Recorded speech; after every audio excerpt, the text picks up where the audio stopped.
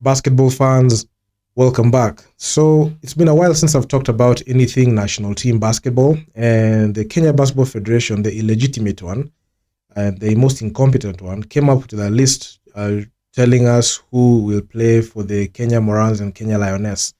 And they said these are select teams who are going to play against the Ghana Revenue Authority, a team that hails from Ghana. So this is my take on it, because I've been very opinionated, especially when it comes to national team basketball, and I've made my stance very clear, especially when it comes to team selections, everything about it. So this list is just for show. There's no situation where the Kenya Basketball Federation is going to commit to rebuilding. They have said categorically through their actions that they don't care about constructing a team that can do anything. They only care about, connections and putting people who they want there. So this whole situation will create an illusion that, the Kenya Basketball Federation is, looking at, including more young players on the roster.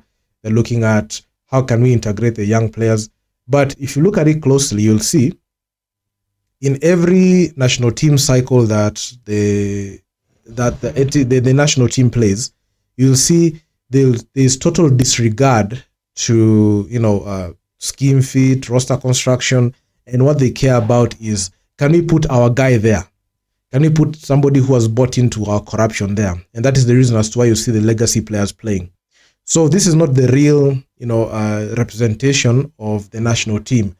You could see they have put in bold like, oh, this is the Kenya Morans, a select team, and I kid you not, a small portion of these players will play in the main Kenya Morans team. And if you look at it closely, this is just a publicity stunt to see if, outside the Thunder, Kenyan basketball can sell. And I can say this whole small tournament has come at a very short time. In this page, I said I'm going to mix it up and talk a bit Kiswahili, but personally, I don't know what these people are trying to do. I don't know what the objective is with this. I feel like they are just looking at how can we just keep this team to look like it's active. But to be honest, I don't have any buy-in in this whole situation. And I feel like this is going to create an illusion that, the national team is active, and it's not. And the next time the Kenya Morans and Kenya Lioness will be active will be next year. So next year, the Kenya Morans will be active in the AfroChan, and the women's AfroBasket qualifiers will also tip off next year. So this whole situation where we have, the lists coming out, you will see a majority of the time, the players who are going to play here, they're not even going to be reconsidered, even if they are good, even if the players ball out here, they'll not be considered to play in the main national team when the assignment comes. And this is the same thing I've seen, because even in every cycle, you'll see like there's a select team and a Nairobi select team versus the Kenya Morans. And you'll see the players, even if you ball out in the Nairobi select team, you'll not get selected there because the list has already been put there. So these are just roster. The players here, unfortunately, this is for you. You're just roster fillers to play this team, this foreign team that has just come in. So I'm here to bust your bubble and tell you, even if you ball out and have a good game here, you will not be able to make a case for yourself to play in the main Kenya Morans national team or the Kenya Lioness national team, because the reason as to why these players, you're seeing them being active here, is due to the fact that the players who play for the national team also play for the Nairobi Thunder, and they're not present. So they're like, hey, let's just see if we can mix it up with these people. Let's see if we can have these people play, and let's see what can happen. So there are no expectations. There's no rebuilding or retooling. And it's unfortunate that, no member of the Kenya Basketball Federation cares about the national team, even being incompetent as they are. There's no care in, having this team do even preparations for next year, or even the year after next year. And there's no future, and there's no vision when it comes to these things. And I saw it I deemed it fit to make this video because I had a lot of things to say And I said, let me just go ahead and record something off the cuff just to talk about what I've seen. And to be honest, our national team situation is poor. I mean, even looking at the recently concluded windows of the FIBA World Cup qualifiers, both for the men and women, you saw the women, they played internationally, and even the teams that played there, the 4 teams, they ball out in the women's Afrobasket. And you could see last year in the women's Afrobasket, you could see even the performance that they put on this year. You could see Mali and Nigeria managed to go ahead and play in the whole. They managed to get a slot in the main tournament for the women's side. For the men's side, only 5 teams are required for the main course for next year.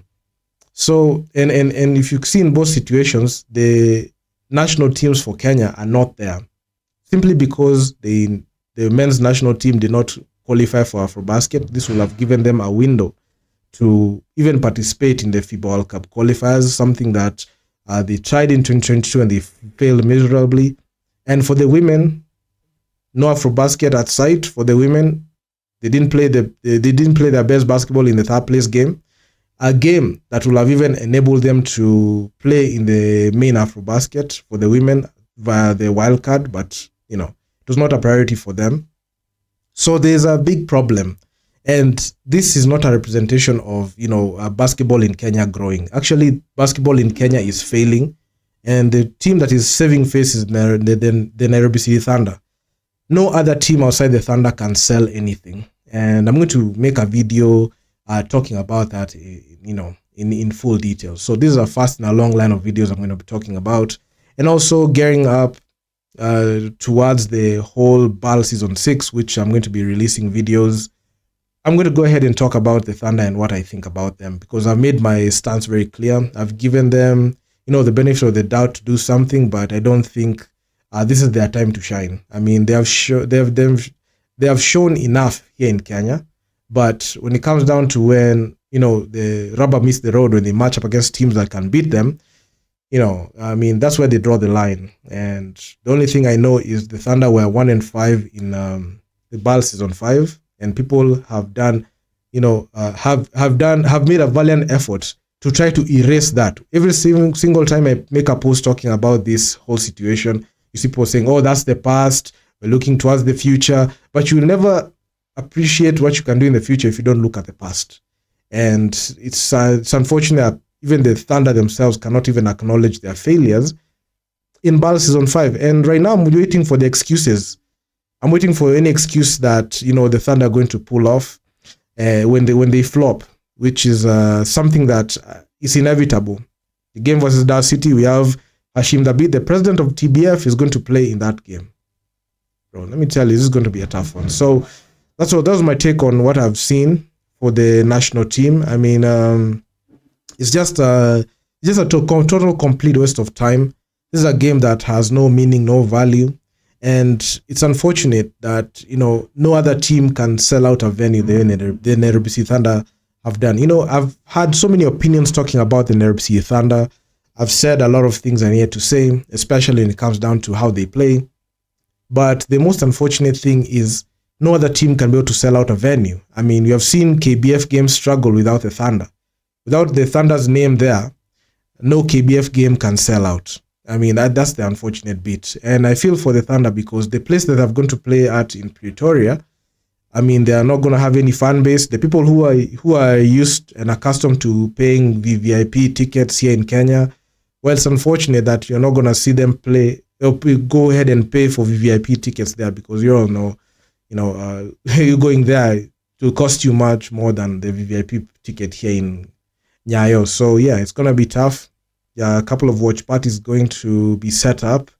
Hopefully I can pop up into one, and we're going to see what the Thunder are going to do. And a lot of the content and videos are going to come your way. I mean, I'm going to talk about everything on, the Thunder basketball, everything.